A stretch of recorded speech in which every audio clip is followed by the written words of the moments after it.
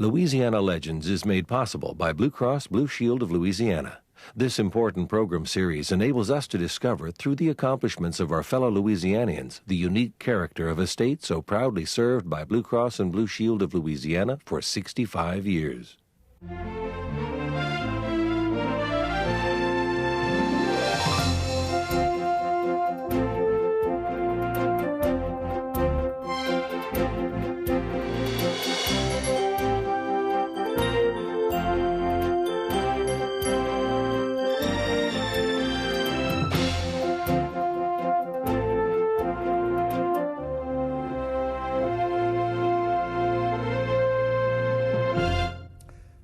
Surely my guest today, a young man named Ken Wells, has traveled the strangest journey that one can envision. And in the 17 years that I've been doing this show, I never knew one that had that kind of point of origin and that kind of point of arrival as Ken. Let me be real specific. He grew up on Bayou Black near Houma. Today, he's on page 1 of the Wall Street Journal. And that journey is what we want to talk to Ken about. Welcome home, Ken. I'm glad to be home. I always love coming home. Now, we're taping this show at Nicholls State University here in Thibodaux in Lafourche Parish, which has some of the best food and best people in the world. In the world. I totally agree with that. Now, you were a family of 6. Your dad, who is still living, it was a Marine Corps veteran. Your mother, your late mother, was a Cajun. That's right. What was her maiden name? She was a Toops, you know, in the Toops, very big Cajun name in this parish, very much. Now you graduated from Terrebonne High, and then you enter Nicholls State. Was it a university then? It was Nicholls State College. All right. What happened? Because your initial entry didn't last very long. Yeah, we used to call it Nicholls T-Nick originally, you know, when I came here. T-Nick? Oh, that's wonderful. I didn't know that. Yeah, I came from a high school where I have to say I did not particularly distinguish myself. Got to Nicholls having no clue about what I wanted to do in my life. My father had been a Marine. I liked biology in high school. I thought originally I wanted to be a marine biologist, you know, combining those two silly things. That lasted about 2 semesters. I got very interested in playing ping pong. Oh. Became a very good ping pong player. That's what, it was imperative that you learned that above all else. Forgot to go to class. I don't know how that happened. Something very similar happened to your interviewer. So when you dropped out of Nicholls State, you held a job frying hamburgers. Frying hamburgers. Which is actually a pretty good thing for a ping pong player. Yeah, you could use your wrist to flip those burgers like that. Now, there was a classified ad in the Houma Courier, and they were looking for a news reporter. You got the job, but there again, they soon discovered a secret about you that they sort of suggested that you might drop out. Please tell our folks what this secret was. It was, you know, first of all, I was very desperate for a job. I'd been slapping hamburgers, working the midnight shift. I was tired of it. I'd been in a rock and roll band. That had fallen apart. I needed a job. It was only $1.87 an hour. I'd always been pretty good in English. I'd taken high school journalism, didn't do that well at it, but I thought, hey, I'll give this a go. I can write a sentence. I went and interviewed. They gave me a kind of a long interview, asked me all the questions. They never asked me if I could type. I couldn't type. And you couldn't type? I could not type a lick. How did you turn in those initial stories, Ken? Well, I thought they knew that, you know. Since they didn't ask me, I thought, well, surely. So I would scribble them out, longhand. That is a great story for a journalist. And of course, the demands at that point were not necessarily high. I mean, the first assignment I went on was to photograph a giant alligator snapping turtle that had been caught in a net. Big news. Kind of stuff we put on the front page, you know. Of course. So all I had to do was write out the cut line by hand. The Girl Scout cookie sale, that was big time. So you then decided to re-enter Nicholls State. Even as you continued working. Yes, they were threatening to fire me, but I by that time realized that I actually might like journalism. I'd had a few assignments that I really liked. It kind of opened my eyes to a wider world. I realized I had to get serious, so I promised I would take a typing course as soon as I got back to Nicholls College. So I did, and I lasted about 3 weeks in that course because it was full of secretarial science majors who already typed 60 words a minute. So I was barely making 3 words. but I learned the keyboard, and that was good enough for my editors, and so I was saved from journalistic oblivion. You majored in English at Nicholls State, and you took journalism courses. I believe at that time there were 3. There were, I think, 3 at that time. And that was also an eye-opener because I had been sort of a journalist practicing kind of without a license in a way. And so it was a point where I thought, oh, this is good. I'm finally learning something about what I'm supposed to be doing. This is an amazing story, truly. There were times when, I wasn't sure that I would pull this off, but the more I did it, the more I went to school, the more I realized that this was my life's calling. I was lucky as a very young man to find what I felt passionate about. But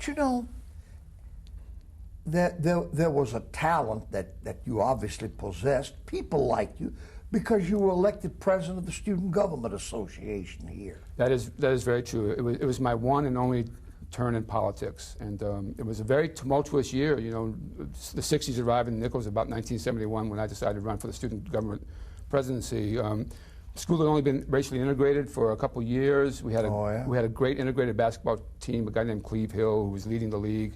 He couldn't drink in the bars with us in Thibodaux at that time. But y'all did something about it. We said, to hell with that. That's not right. That's not right. We approached the people at the administration at the time. They weren't willing to help us, so we organized boycotts of the bar. And my entire student body presidency and my election campaign was predicated upon boycotting bars in Thibodaux, Louisiana. And I thought, that's daft. I thought, we'll never win, which is probably good, because what if I do win? Then I'll actually have to do something. We won, and we did something. But it taught me one thing, that I didn't want to be a politician. So. Or a bartender. Or a bartender, right. Ken, you graduated in '71 and were the very first person in the Nicholls Hall of Fame, which is no small compliment because this place has produced some fabulous people. Well, it was a great honor, and I was probably as surprised as anyone, given the beginning of my Nicholls career toward the end. I think it was sort of a quantum leap. So now this young journalist who had finally learned to, shall we say, barely type, you were managing editor of the Courier, which meant that you could criticize other people's typing. That's right. That's right. I was I think at that time the youngest managing editor for a weekly newspaper in Louisiana up to that point. But was again fortunate to run into people. The little paper at the time was a weekly, about 16,000 circulation. But the man who ran it, John Gordon, and the guy who helped him a great deal were very courageous men who were kind of waiting for local young pups like myself to step up and do some serious reporting. And I have to say that in those years, we did some very fine work. And the lessons that I learned there, I applied to the Wall Street Journal. You then took a very serious step. Your days of wine and roses were over.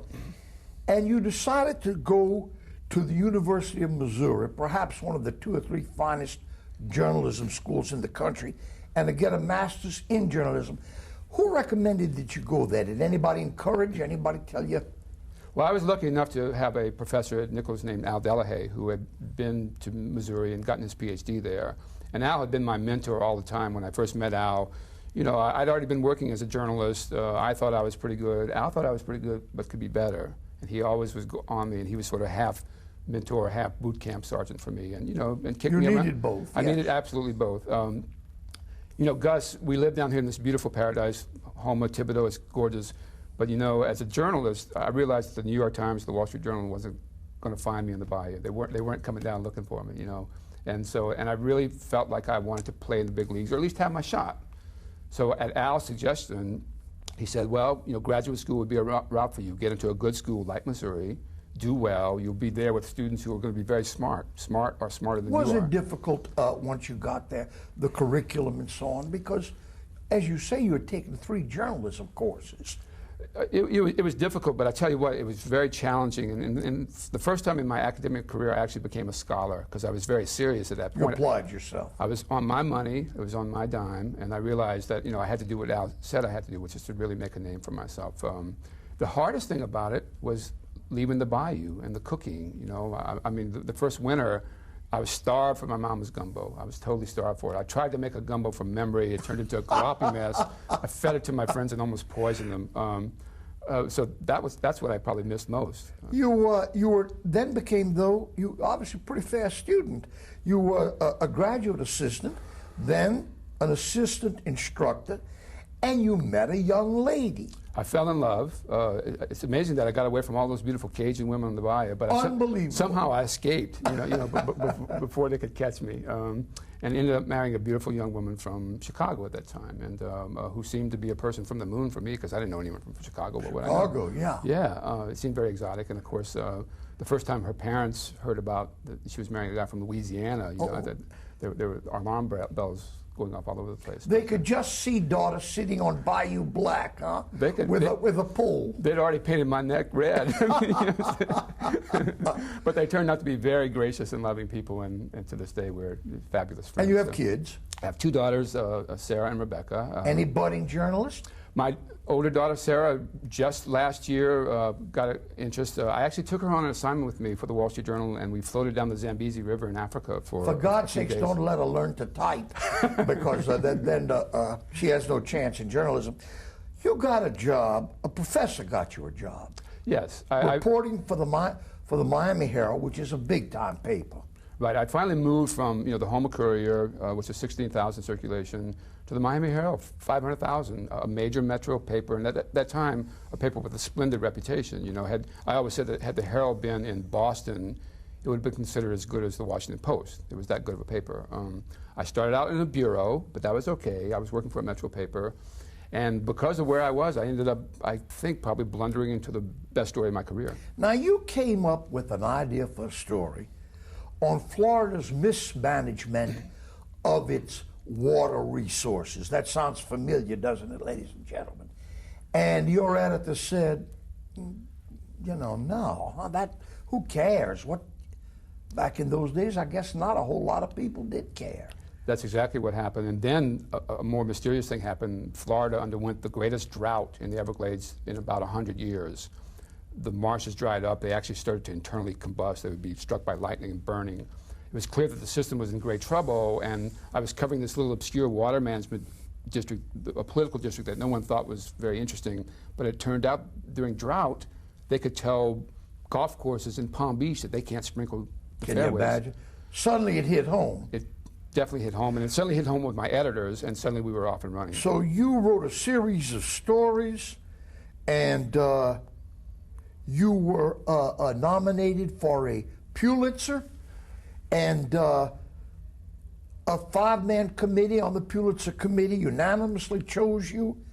But as it happens sometimes in journalism, there was an even, in their opinion, more important effort, and the award went to the Kansas City Star and Kansas City Times for that Hyatt Hotel walkaway collapse. Right. Now fate steps in. You missed out on the Pulitzer, back to good old Miami, and stone crabs, which ain't bad. Not too bad. Now, the Wall Street Journal's managing editor had been a judge on the Pulitzer. And tell us what happened. Well, the first thing that happened was that I was nominated for the Pulitzer. I was so ecstatic. I called my mom and said, I'm nominated for the Pulitzer, and my mom said, "Hey, what's the Pulitzer?" Yeah. and then I explained, and she jumped up with a roux, yeah. Yeah, and she jumped up and down, and that's all I thought about it, because just to be nominated, and I thought surely there must be something more interesting than water to write about during the year. Then I had this near miss, and I find out that I'd just been this close from actually winning the Pulitzer, and so my first thought was to be very downhearted about that, to be that close. And then out of the blue, I get a phone call from a guy named Larry O'Donnell who said, "Well, I'm sorry you didn't win, but I was sitting on your committee, and we love your stuff, and I am the managing editor of the Wall Street Journal, and that ain't bad. Would you like to come out and work for us in our San Francisco office, oh my goodness, covering 8 states in Alaska and Hawaii, and maybe write about the environment, which is what you're doing now?" So I said, I'm yours. I'm yours. Wow. Here I come. Absolutely your talent, but a lot of fate stepped in, didn't it? It was that this guy would be on your committee and offer you a job. I've never heard of anything like that, incidentally. No, it was very astonishing, and I was just, and the funny thing, going back just a little bit, when I'd been at the Houma Courier, the Wall Street Journal had sent a reporter to Schriever, Louisiana, to do a little center column story on the front page on a turtle farming effort at Waubun Pond. And I remember, as a young journalist, reading that story and going, how come I didn't write that story? This is something under my nose. Right. And look how beautifully the story is written, and look how amazing it is. And I declared to myself in the back of my mind, boy, one day I'd love to do that. And there I was. And you've done it. Years later.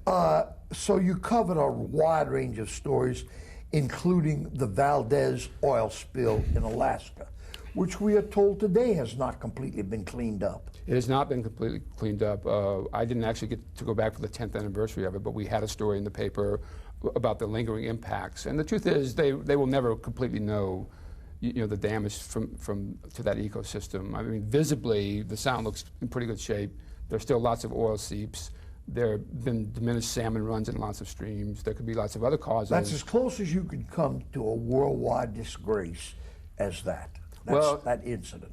It would be like... I don't want to get you fired from the Journal. No, a tanker hitting that rock would be like a jet taking off at Kennedy Airport and hitting the World Trade Center. Wow. I mean, it's the most obviously marked hazard in Prince William Sound. Captain Cook discovered it. There's a big light all over it. Now, how you can take a super tanker with a seasoned captain and run it into that rock? It probably takes either a six-pack or a fifth of Jack Daniels, and you could probably do it rather handily. It was alleged that the captain had been knocking back gin and tonics at the bar most of the day that day. We reported this. Everyone else did report it. So your stories begin to get lives of their own. They're picked up by the Reader's Digest, the Saturday Evening Post, and then the Journal sends you, the Wall Street Journal sends you to London for 4 years. What kind of experience was that? Well, I thought nothing would ever lodge me out of San Francisco. I loved that city so much, and I had such a good time. But the former page one editor of the Wall Street Journal became the London bureau chief.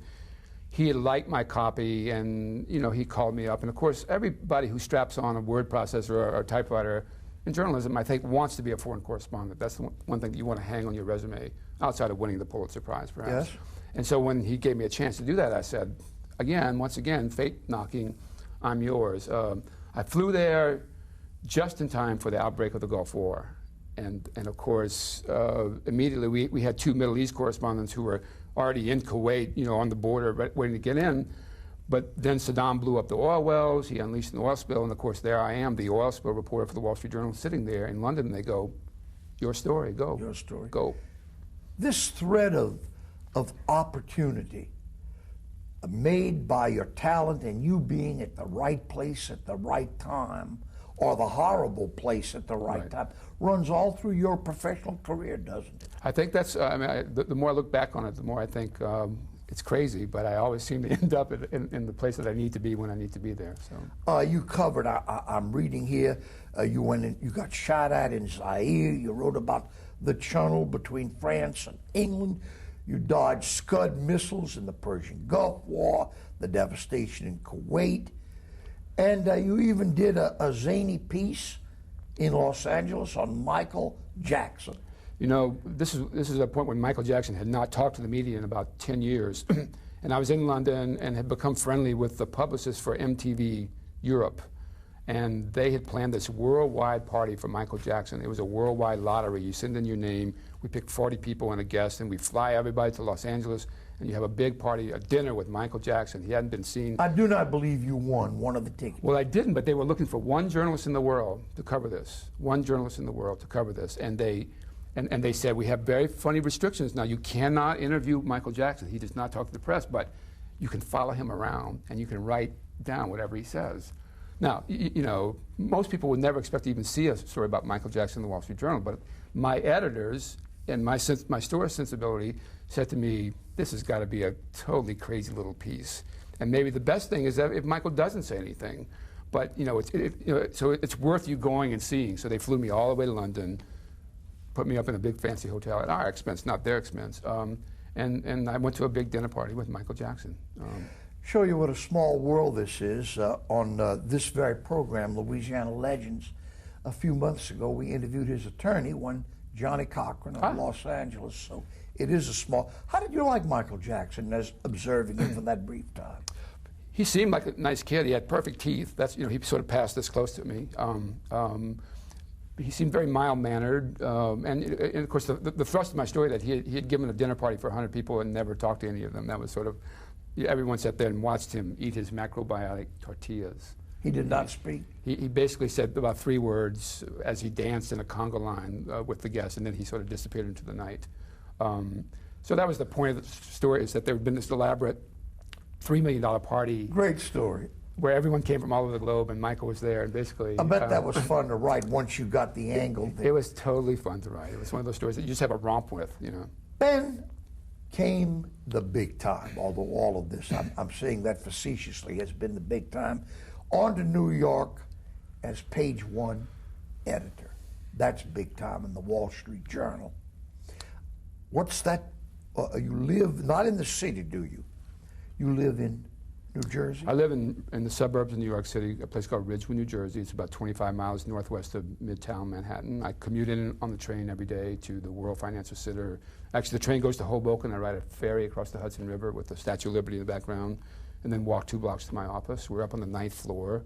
The page 1 complex, you know, there are about 12 of us to edit 3 major stories a day. Now, as my boss is always telling me, you know, that's a lot of editors for a few stories. It sounds like a lot of editors.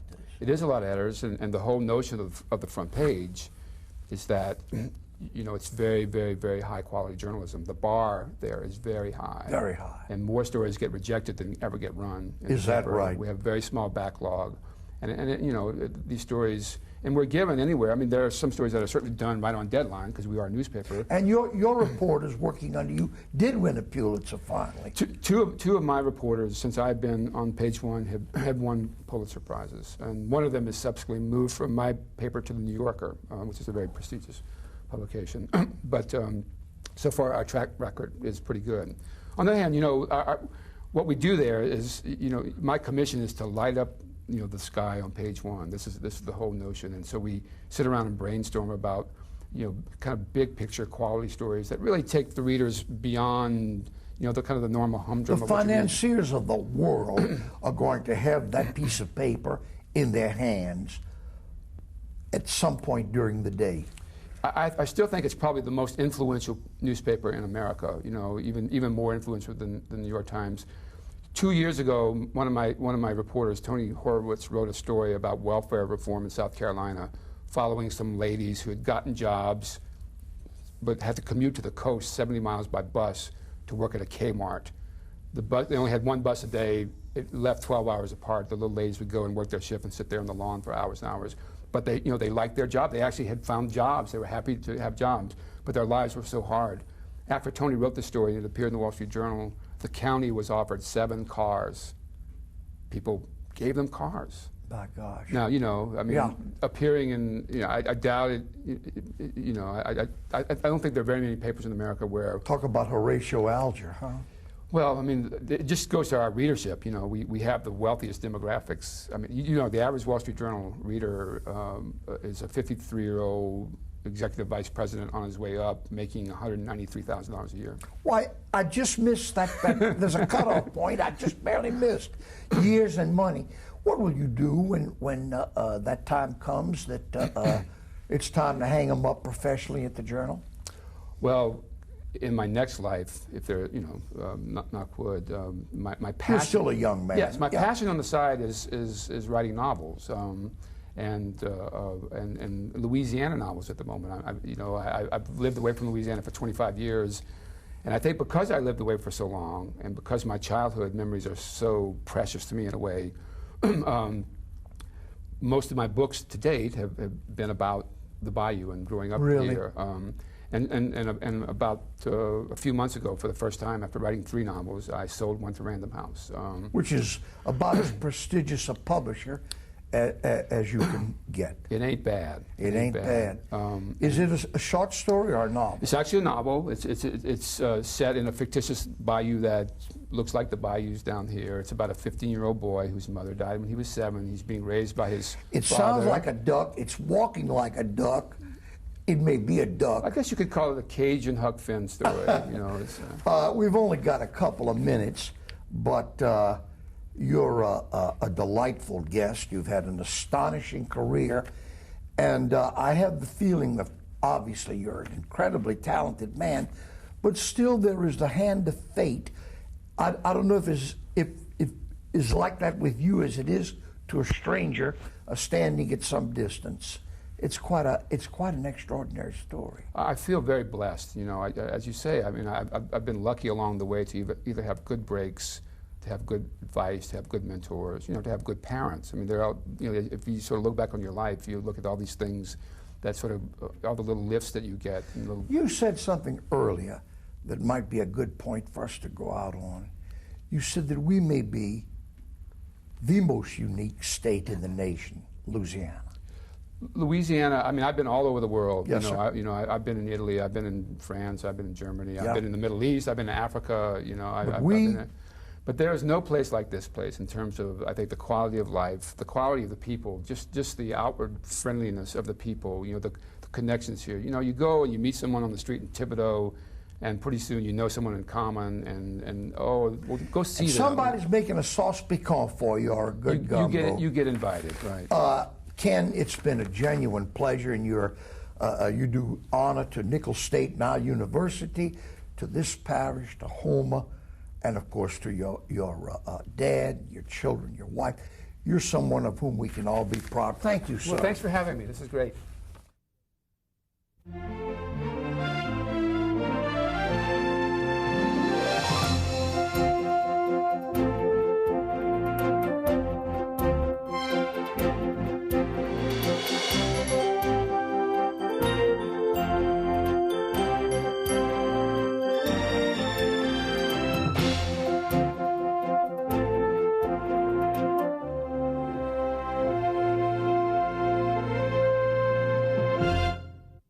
Louisiana Legends is made possible by Blue Cross Blue Shield of Louisiana. This important program series enables us to discover, through the accomplishments of our fellow Louisianians, the unique character of a state so proudly served by Blue Cross and Blue Shield of Louisiana for 65 years. For a copy of this program, call 1-800-973-7246 or send $19.95 to Louisiana Legends, care of LPB, 7733 Perkins Road, Baton Rouge, Louisiana, 70810. Please allow 4 to 6 weeks for delivery.